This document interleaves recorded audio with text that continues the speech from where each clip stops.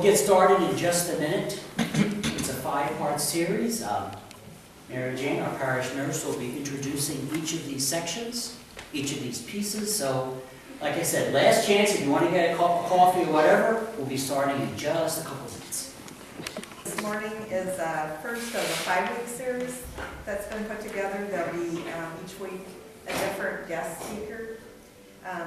This morning it's Pastor, and his topic is end of life, the pastoral perspective of the visitations, funeral, things like that. So each week there'll be, next week it'll be myself and Sean that address the subject, and there'll be a lawyer, funeral home, and hospice speaker. So, and if you have any questions, it's informal, ask as we go. If we don't know the answer to your question, we'll write it down for you, and hopefully the next week we'll have an answer for you. And did everyone get a brochure? They're there in the back. Yeah, they're bringing Okay, thank you. Well, I hope you know who I am. And again, please feel free to ask questions anytime. If you have the courage to ask, I have the courage to answer. And the only dumb question is, of course, the one that's not asked. So, with that in mind, this is part 1 of 5. We're going to deal with a faith perspective. Why have a funeral? Where? When? Those types of questions. Looking at psychological reasons, sociological reasons, spiritual reasons, congregational reasons. In addition to the fact of being a pastor for some 30 years, I've done over 800 funerals. That's a bit high for a pastor. I did 600 of them in Arlington National Cemetery in the space of 1 year as a full-time funerals chaplain. 3 to 5 a day, most of them graveside. So, the other part of being a military chaplain for 22 years is you get to deal with death. You get to experience it. Not in what you see in a view, but you see the reality of death. And that a dead body looks very different than what you see at a funeral. I don't know how many of you remember the Gander crash from the mid-1980s. It was a plane of soldiers coming back from a peacekeeping mission in the Sinai. It crash landed in Gander, Newfoundland. Some 280 plus people died. And as a result, the Army pulled graves registration teams from all over the country to Dover to process the remains. Unfortunately, the military in its infinite wisdom trained these people, and they never saw a dead body. It was all book learning. So now they're handling body parts. Now they're handling love letters stuffed in wallets. And the two are intermingled, by the way. Yeah, they came back pretty messed up. So I sat down with them and listened and had them tell their stories. And if you've studied PTSD or if you've studied response to traumatic stress, early listening is often the most effective thing you can do. I didn't know that at the time. I just guessed right. Got lucky. But as a result, I got to know the morticians pretty well at Hood. They would get a call every so often. Come on down and see this person. They meant a dead body. This one's pretty. A person died in a helicopter accident, but not a mark on. So I've been around death. I've done a lot over the years. And I guess it's with that experience that really informs my perspective as a pastor. First of all, why have a funeral? Why do we do this? Human beings have been having funerals for at least 60,000 years, the archaeologists tell us. Every human culture, Eskimos, to Borneo, to Central Africa, to the steppes of Asia, you name it, there is a funeral. There is a death ritual. there is some way of honoring the remains and disposing of the remains. Be it up on a platform and consumed by fire, burial in the ground, up on a platform in an enclosed area and allow animals to pick the carcass to return it to nature. There's a wide variety in how, but in every culture, with the possible exception of our own in the near future. I don't know if you're aware of that, but more and more we are seeing families say, just cremation, nothing else. That was my parents' wish. That was hard for me. Because I know that there are healthy ways of grieving and there are unhealthy ways of grieving.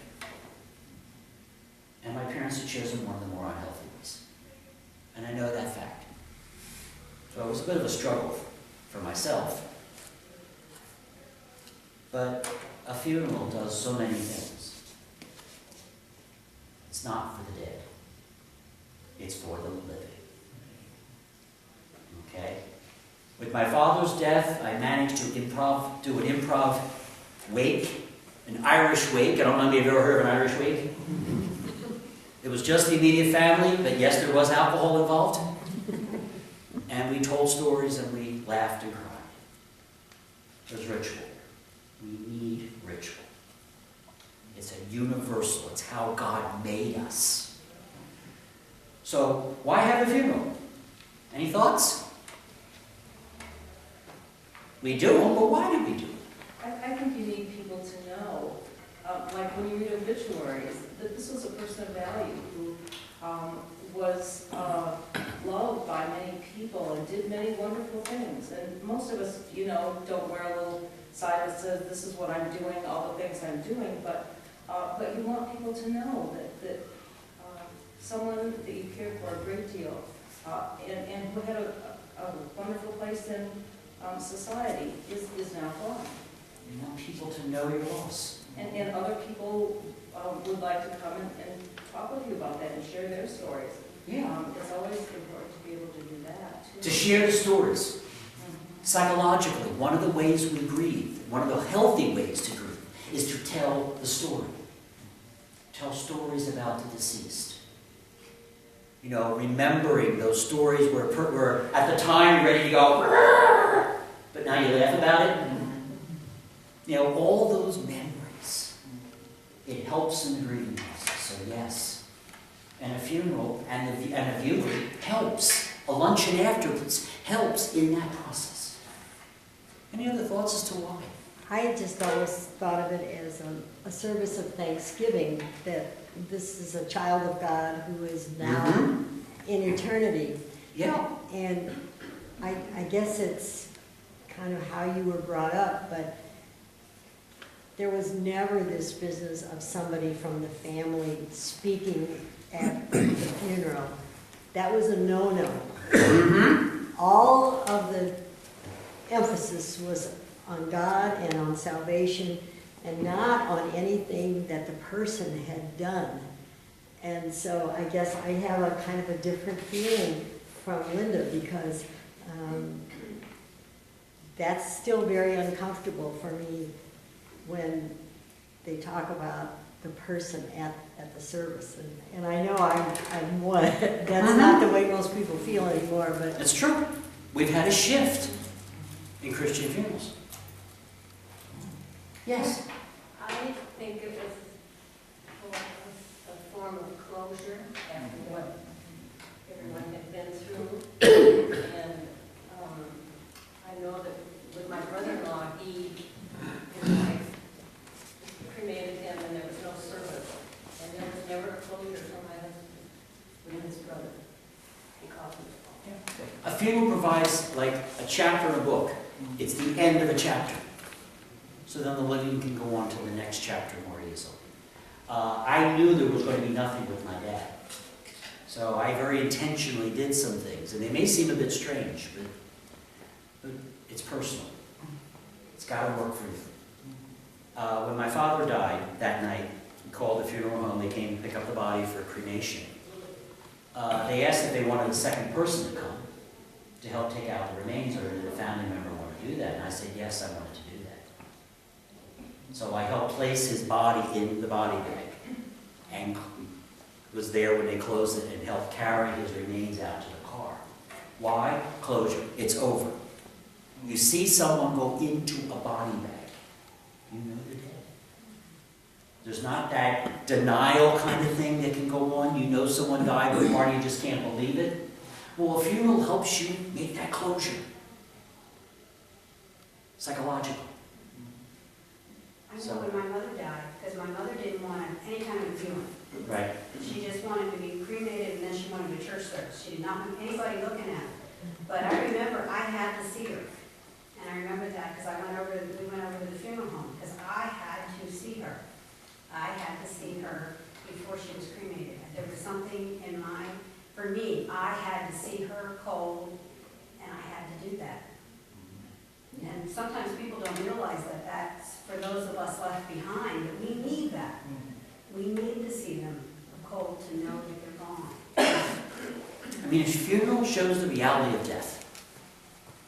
We live in a culture that tends to deny death. We don't even call it death. Oh yeah, the deceased, the departed one, the loved one. How many times do you hear the dead one? Or he's moved on. Yeah, he's moved on, he's passed on. I use a lot of that language in funeral messages. I mean, I'm as guilty as anyone else, but yeah, we tend to deny death. We tend to gloss it over. We tend to put a lot of makeup on it, a lot of chemicals in the veins, and make the body look as good as possible. And you hear, wow, doesn't she look good?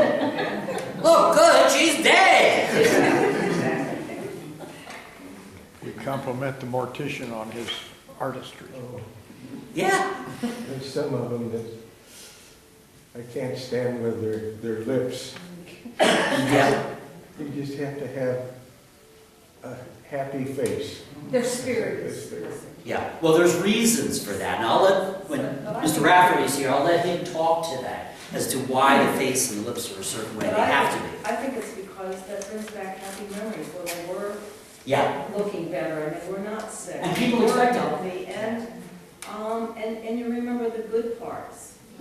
And people expect that. I'm not saying it's wrong or evil to do that. I'm just saying we have a culture that tends to deny. And a funeral brings it front and center. And that's important for grief. Because you have to move away from denial or anger or depression. You need to move toward acceptance. That's the grieving process. To let God help you over a period of a long time. Move to acceptance. And what is acceptance? Doesn't mean you like it. Doesn't mean you love it. Doesn't mean you wanted it. It means you accept it. Is Steve Presley coming rather than Rafferty? I'm sorry? Is Steve Presley coming? Oh, yeah. Yeah, it's Steve Presley now. Depression? Oh, yeah. If you look at Kubler-Ross's... No. Steve Presley, not Steve Rafferty. Presley, not Rafferty, will be the speaker. Oh, I'm sorry. Steve Presley? Yes. I'm sorry. Right. I should read my own... I'm sorry, my bad. Thank you. Read your own press release. I should read my own press release, yes. My bad, I misspoke. What did Linda say? I'm sorry. Steve Presley. Steve Presley will be here speaking from the funeral home perspective. But psychologically, I believe a funeral should celebrate the Christian hope, but that it also should be personal. I don't think we need to lift the person up and say what a Superman or Superwoman they were. But I do think you need to address who they were. Here is a human being. Here is a human life.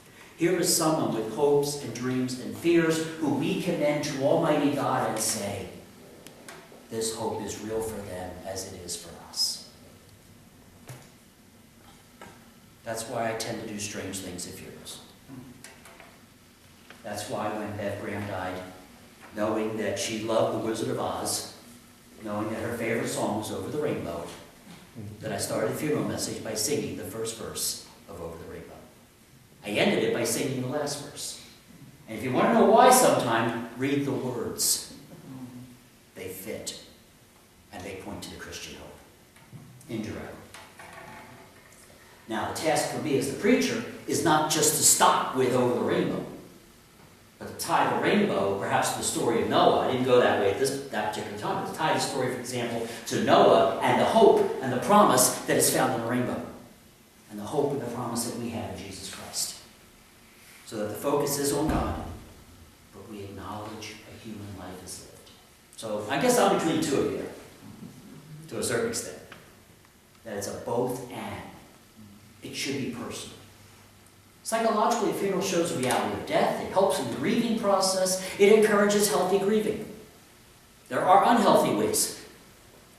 Drugs, alcohol, all kinds of things. Self-medicating. People will do that. Hiding. You know, just kind of withdrawal, become a hermit. Denial. Denial. Yes. Yes, you know Pharaoh, the king of denial. Sorry, couldn't resist. Do you want to hit You him? can edit that one out. Do you want to hit him? He can't help it. But The source. it helps with dealings of feelings of loss. It helps with that new chapter of life, accepting the new reality that is there due to this death. I mean, those are all psychological reasons. I mean, socially, it allows the community to participate. It allows the community to gather together and remember and tell the stories and declare the hope together. It allows the community to support the mourners. A funeral provides a structured rite to add meaning and predictability to chaos. Anybody been through a death? You know what chaos is. In my own situation, I arrived a few days before my dad died. I knew it was not going to be long, and I inquire about arrangements, and there are none. Yeah. So I quickly went about the business of making arrangements.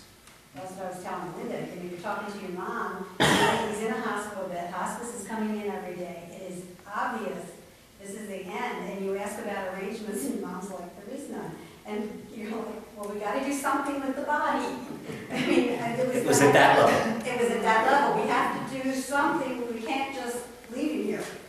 And we have to do something with the body, so we need to make some arrangements. Pre-arrangements make it easier for everyone living. The more, the better. Most families want to do what the deceased wanted. Most families will bend over backwards to do what the deceased wanted. I want a funeral. I would want a view. I would want those rites and rituals. I find a lot of comfort and meaning in them. But I honor my dad's wishes. So I'm no different that way. So other than your military experience in general, how many times do you have the deceased create some plans and leave them with family? And I'd say maybe relatively complete plans, I'd say 1/3 of the time. 1/3 of the time something, and 1/3 of the time nothing. And those are the hardest. Well, what would Dad want? Well, I don't know. What do you think? And then we're struggling trying to piece something together. Now, it is for the living, so what they piece together is okay. But it's a lot easier on a piece of paper. It wasn't that long ago. Yellow legal pad. And the woman had written out about 10 years ago, well, these are some hymns I like, and these are some scriptures I like, and I want to be buried with a body, I want a casket. There was just a few I found and walked around with that piece of paper like it was gold, like it had been printed on solid gold. It meant so much just to have a few simple guidelines. So plan, talk, let people know what your wishes are. It helps. It Pastor? helps the living. I've been through this, and I assure you, especially elderly people, not that I am. Don't look at me. The surviving spouse really is never rational. Any way that you can do some pre-planning to let people know what they feel has got to help whoever's, whether it's an elderly spouse or a teenage kid. You know, it's an emotional time, and boy, that pre-planning helps. Yes. It's a time when 1 and 1 is 3. It's a time Or when, it's zero. yeah, sometimes the mind will just go tilt. You can tell my story. Oh, I'll let you tell it. Okay, well, first of all, when we knew my mother was Scottish, and they had moved us from Kansas to Virginia so we would be closer to New Jersey. And we had a bipolar daughter who had been not very long before that had been diagnosed. And on Wednesday night, we ended up taking my daughter to Walter Reed for the psych ward. My father calls Friday morning to tell me my mother's gone, and my daughter is in the psych ward at Walter Reed at the same time. So we're living in Virginia. And my son and I were going to go up to see my mom. And I had thrown laundry in. And all I could think about was, I can't get dressed because my laundry is wet. It's in the washing machine. I got to put it in the dryer. And I literally was running around the house in my bra and panties. And our son is like, Mom, will you get dressed? The pastor was, will you get dressed? And he finally had to open my closet, put his hands on my shoulders, open the closet door and say, you have other clothes. Because it just did not, my brain just was totally in tilt between my daughter and my mother at that point. And I just didn't know which end was up. And he had to actually step in and say, look, you've got other clothes, it's okay, we'll take that, So, we picked our daughter up from Walter Reed for the funeral. Yes. Yeah. Now, and an unethical or unscrupulous funeral home will take full advantage of that. Give you an example. I did the pre-arranging for what they call direct cremation. That is just cremation, no other services. It costs between $900 and $5,000, depending on who you went to, for the exact same service. Think about that. It is just like you go to a car dealer. They don't have to charge you the lowest price. They can charge you any price they wish. Funeral homes work the same way. Now what they did, for this additional $4,000 between the high one and the low one, in the writing and the write-up, I couldn't tell. And my point earlier, no one is in a rational state of No, mind and that's to not- go out and, goodness, are you gonna price shop a funeral? Exactly. Well, he did. So, because he was the one. I did before. Well, I understand. But what I'm saying But let's is say his mother you're wasn't unique. there. She couldn't have. She would have just probably called the local, I mean, she didn't even, And paid whatever. even thought about that. Yeah. I showed her the different range online. She was shocked. There's an organization, I think it's called National Cremation Society, that my mother had bought, my father both had bought years before they died for like $500. And then they invested and it grew, But when she died, there was one funeral home that in the area here, she was living here at the time, that could handle that particular National Cremation Service. It was that place over in Davenport. I forget the name of the place. Anyway, I had to take it, she had to go there. So I mean, there was that, but it was all covered by that $500. Well, Diana's rational. She always watches the newspapers for her funeral home coupons.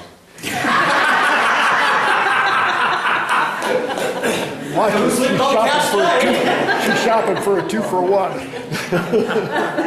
We have a lot of jokes at Ryan's funeral. I told her that I would try to die on a Thursday so she could just put me out.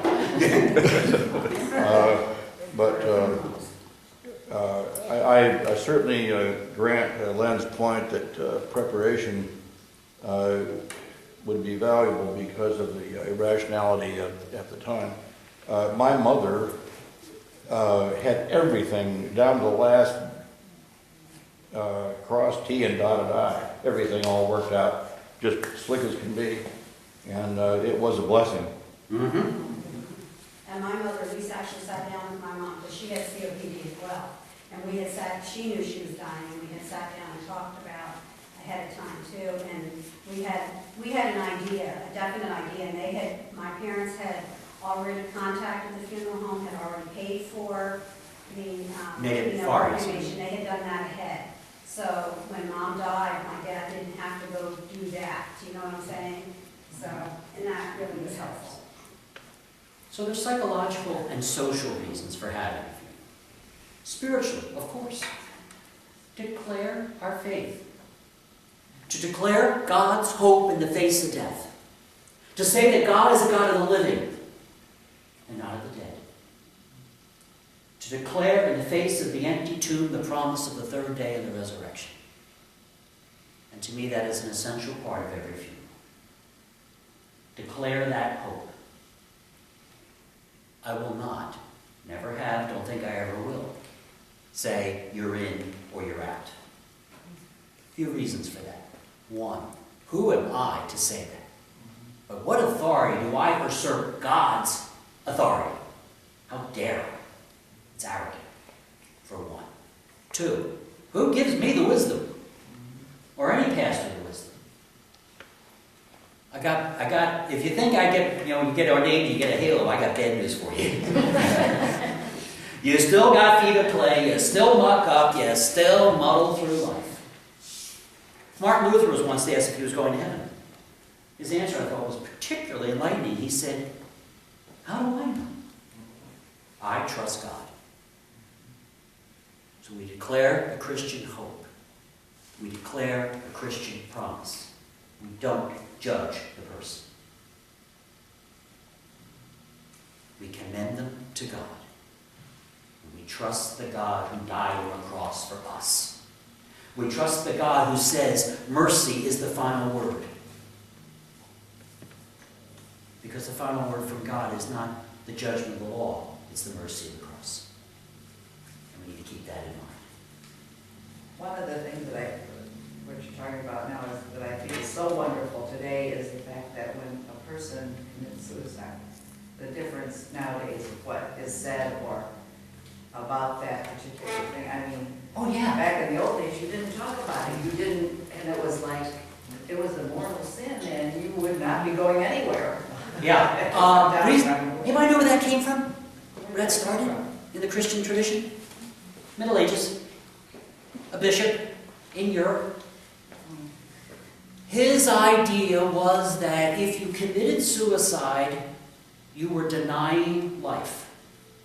You were denying the life that God gave you. And hence was an unforgivable sin.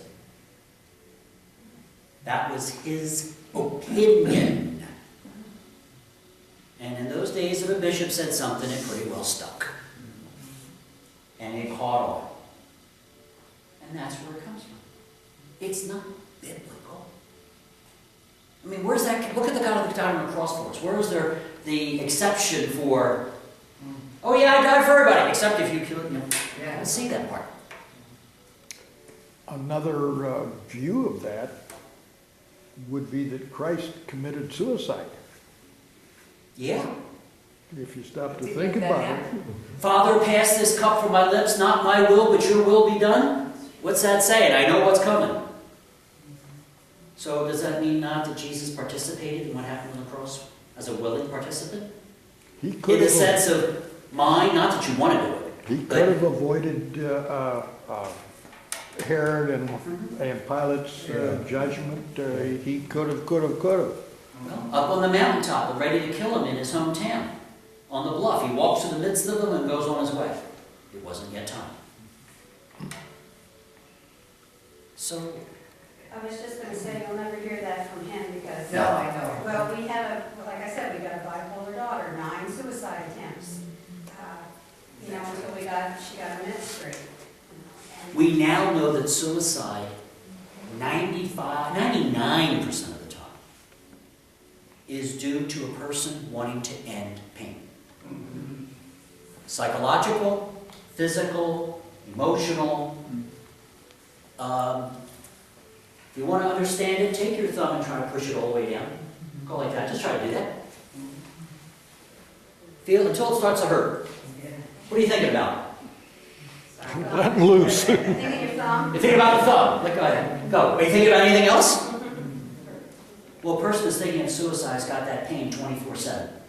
They want to stop the pain. They want the pain to end. And unfortunately, many people who are in that pain do not realize that they can get rid of the pain and live. That's why the vast majority of people who attempt suicide and are not successful and get treatment are glad they failed. Now, there is 1% terminally ill, person who knows they have 6 months to live and they're going to be in agony. That's a different story. But the 18-year-old male who she dumped him and he thinks life is over because there'll never be anybody else, and all the other lunacies of being 18 years old, finding out you're not alone. It will go on. You will survive this. You don't really die of embarrassment. No, you don't. I think that's one of the things you do. Yeah, it's one of the things that I've learned from many experiences. I'm sorry?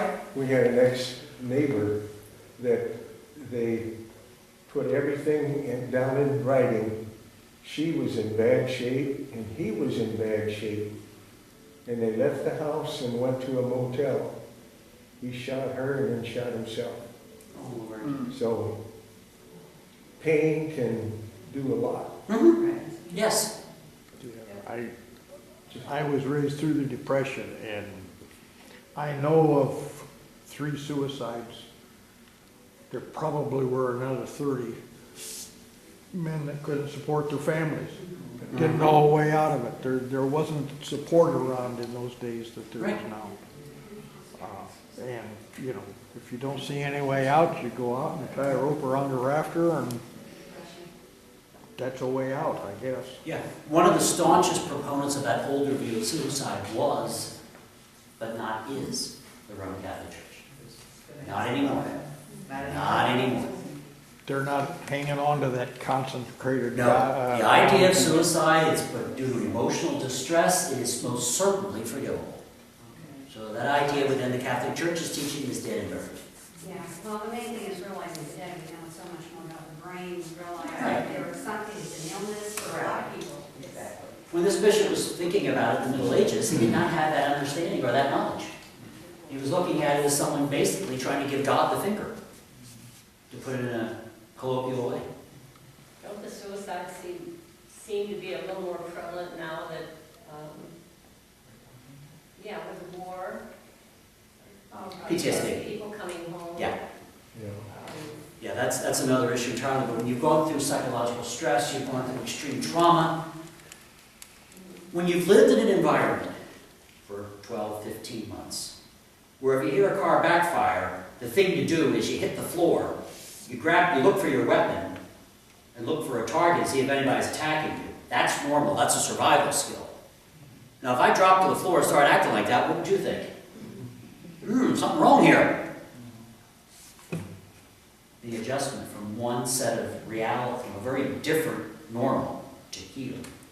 And living in constant danger, where you're tense, you're always up, you never know. You're living with hyper-vigil every minute, every day. It wears on. Getting back to funeral. Another reason we have funerals, the congregation. Here at God's house, we can gather together to remember a life of someone we knew, laughed with, sat in a pew near, talked over with coffee, maybe even fussed with once in a while, but still part of this family that we call church. It helps us adjust to the death of a member. A funeral also declares that the church goes on. I remember when I first got here, we had the death of a lifelong member. And it was, somebody said to me that all the giants of our church are dying. Yes, I said, but there will be other giants. The church goes on. Faith goes on. Life goes on. The funeral helps bind us together through shared faith and common memories shared. Helps us declare that faith publicly and openly to all present. I mean, think about it. How many socially acceptable places are there where you can bawl your eyes out publicly? Other than a funeral. It's a chance that you can mourn and you can let the emotional pus out and be accepted and be uplifted and be supported. Congregation at a funeral allows us to publicly remember the deceased and remember that God does not forget us. I don't know about you, but maybe it's the Army background in me, but I hear all these speeches about, we will never forget their sacrifice, and we will always remember what these people have done. You ever heard speeches like that? Well, how many people remember the sacrifice of the ancient Egyptian army under Ramses against the Hittites? You don't count, right?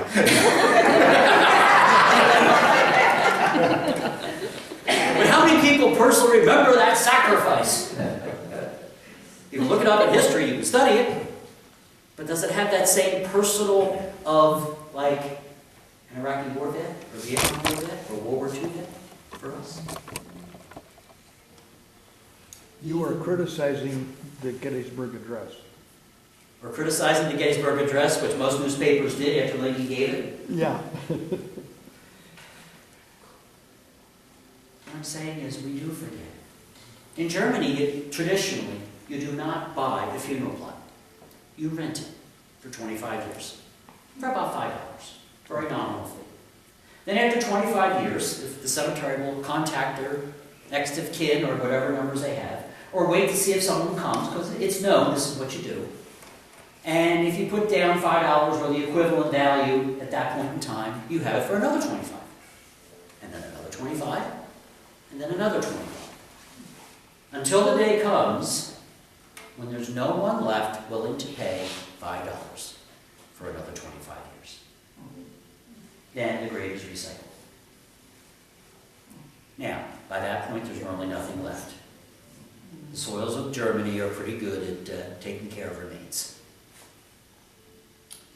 So, there comes a day when even humanity forgets, but God does not. And part of a funeral declares that this God who we will see eternally in heaven is this God who does not forget. A God who remembers. A God who knows us. Yes? Since you mentioned the Gettysburg Address, there's something very interesting about that. This is not a joke, I'm serious now. I teach public speaking and advanced speech analysis, and have for many years, and one of the texts that we always examine very thoroughly is the Gettysburg Address, which is one of the most perfect little speeches ever. And the interesting thing about it, and this goes right to your theme, is that, you know, the Gettysburg Address divides in two pieces like a graham cracker. And in the middle is the word but. That's where the second piece starts. In the first piece, he says, here we are in this battlefield, and we came here to do this, and so on and so forth, but we can't do what we came to do. He says, but in a larger sense, you can't hallow or sanctify this ground. They've already done that. The people who lived here or died here already did that with their blood. So what can you do? Now, you got to understand it.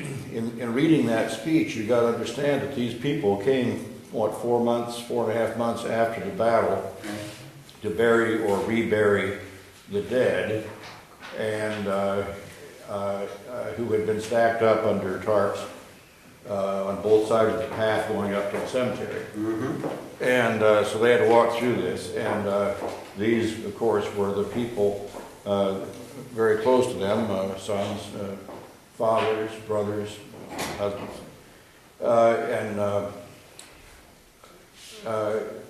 So Lincoln tells these people, I know why you came here. It was a noble cause to come here, but I got to tell you, you can't do what you came here to do. So what can you do? And then he goes on about,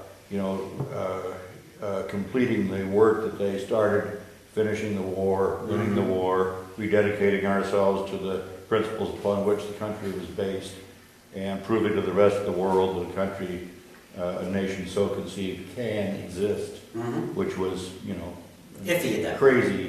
crazy notion, experimental idiocy by these crazy Americans. So the Gettysburg Address ultimately is absolutely not a dedication of the cemetery. specifically. It is a dedication of the nation to the unfinished work. Right.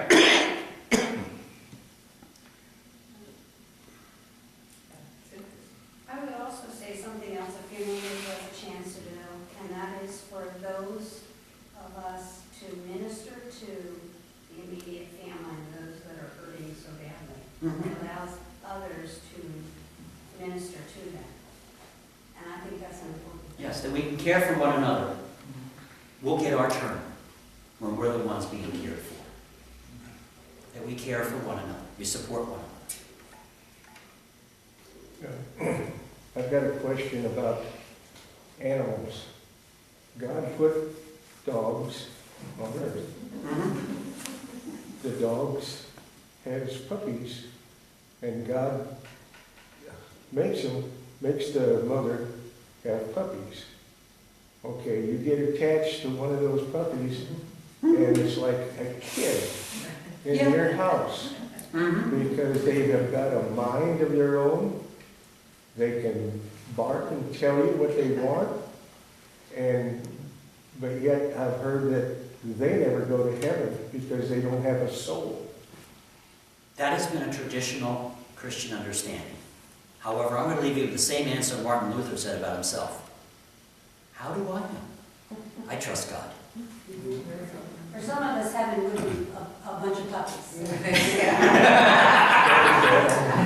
But for other people, it would not be. So where have you? Well, I've always said if there are no pets in heaven or animals in heaven, it's not a place I'd want to go. Well, Luther said that about beer too, well, from all honesty. Especially paper bites. But where? Where what? We recommend, we encourage, here. Where do you start the Christian walk? That baptism. Yeah, and we're nurtured in God's Word. And we're nurtured at the table in communion. You may come to this altar with a significant other and exchange little bits of metal in something called marriage. So we come to the church throughout these various stages of life. And then at the end, we come to the church one last time, where we are commended to Almighty God before going out to burial. It's a completion of the Christian life. Now, does that mean if funeral cannot happen at a funeral home? No. It can. I have to tell you, though, if you want music, you're more limited. Most funeral homes, well, you know more about what kind of organs they have. It's generally a little electric, and it sounds it. A lot of them don't even have that anymore. Yeah, I mean, you get the sort of kind of sounding, or you get the CD, and it generally sounds, I don't know how to put this, schmaltzy? And those are your options. They may have a solo. Some do have options to get a hold of a soloist.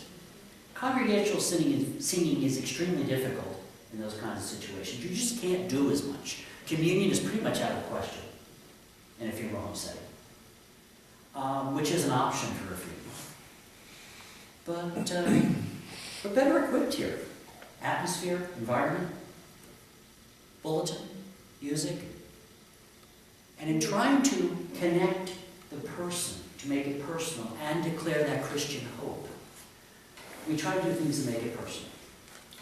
For example, Adeline Booth, for her funeral. She was a knitter par excellence. Well, she got crippled and couldn't knit this past year, and our mitten tree showed it. Because it was only half of what we used to have on there, because she did the other half. Her bulletin cover was a piece of yarn, knitted, for the scriptures.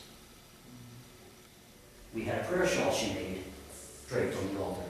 It was then held in the chapel. It was a smaller service. And I gave that prayer shawl to the son. You know, that this was knitted to provide comfort for someone in their sorrow. And this is something that your mom made. May it provide comfort for you remind you of God's hope.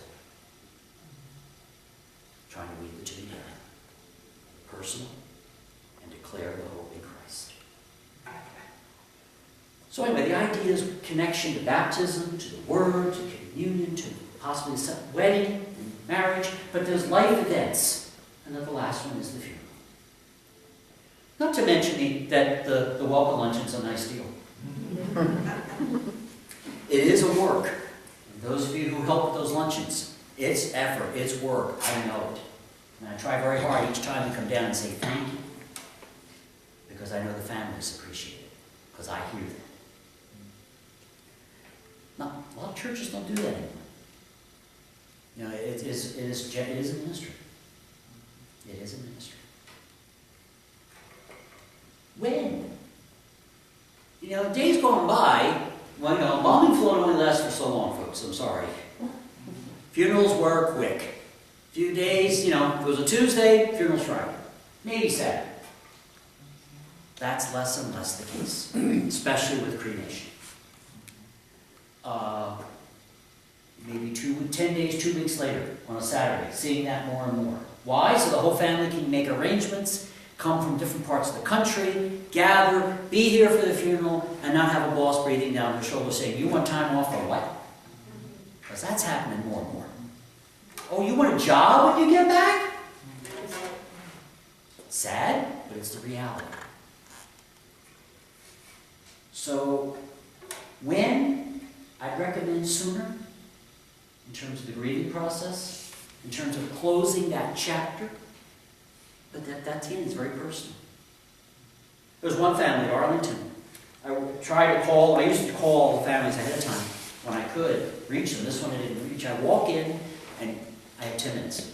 Everybody's laughing and joking and talking about going to the Capitol and having a good old time. And then I looked down at the sheet with the information and realized the gentleman died 11 years earlier. So I talked to the family and found out very quickly that Dad had been in an urn up on the mantle for 11 years. They had finished their grieving, that kind of open, painful grieving years ago.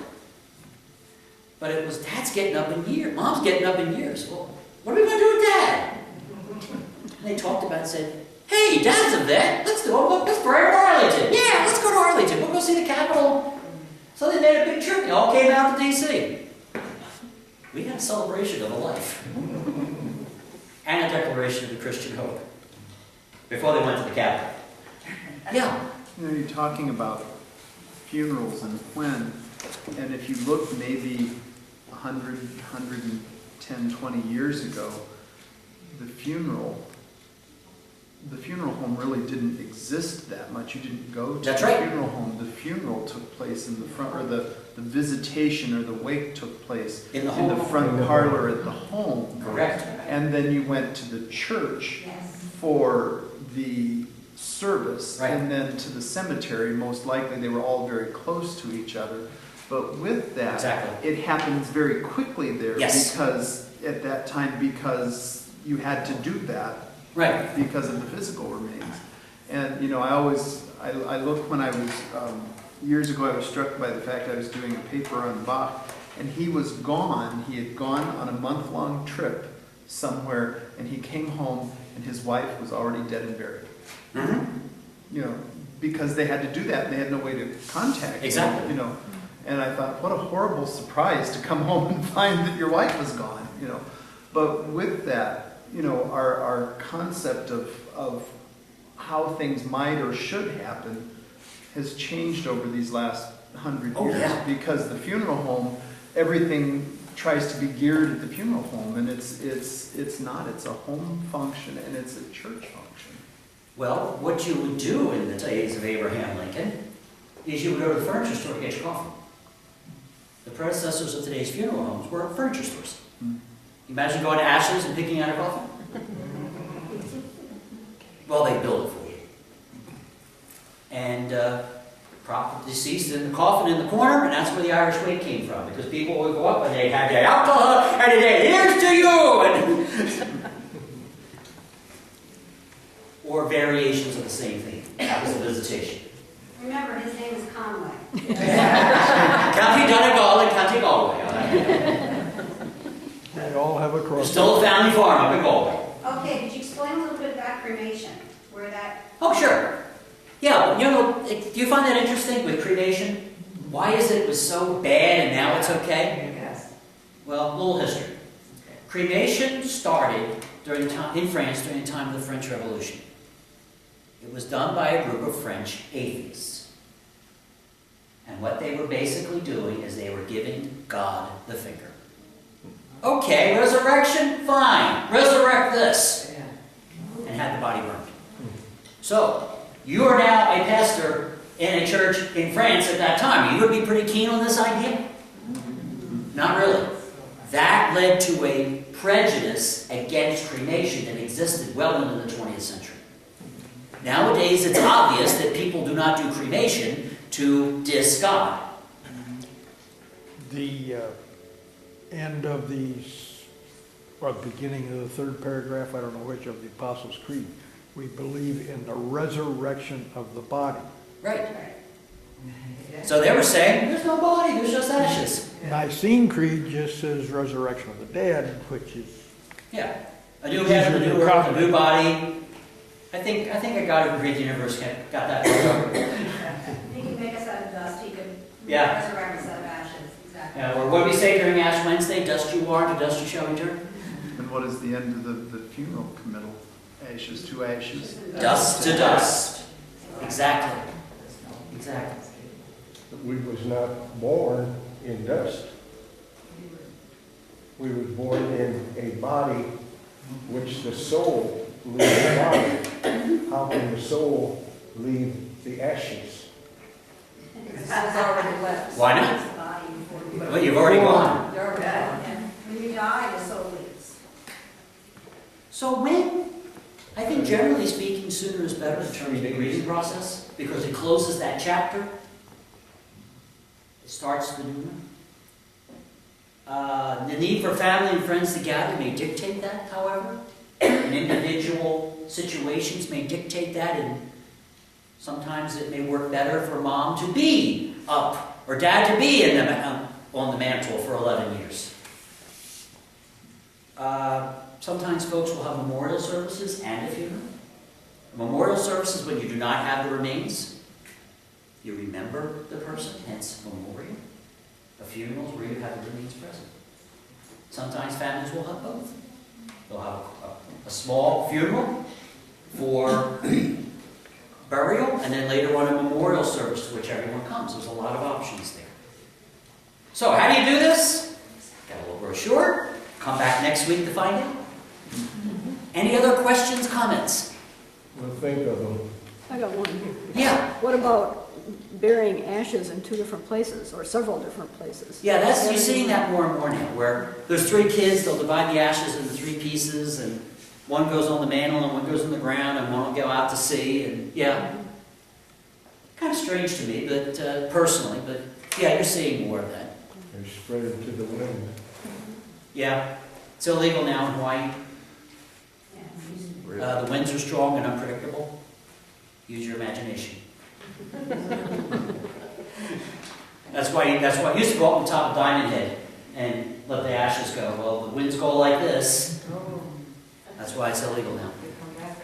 don't spit into the My wind. father-in-law was buried over Table Rock Lake. And he said, when he was alive, he says, I'm going to have that done, and when I do, the fishing for you and you and you is not going to be good. he was right. Okay. Thank you. Again, next week we're going to talk about how to do a funeral here, more of the logistics, options with scripture readings and music, etc. Thank you. I did hear,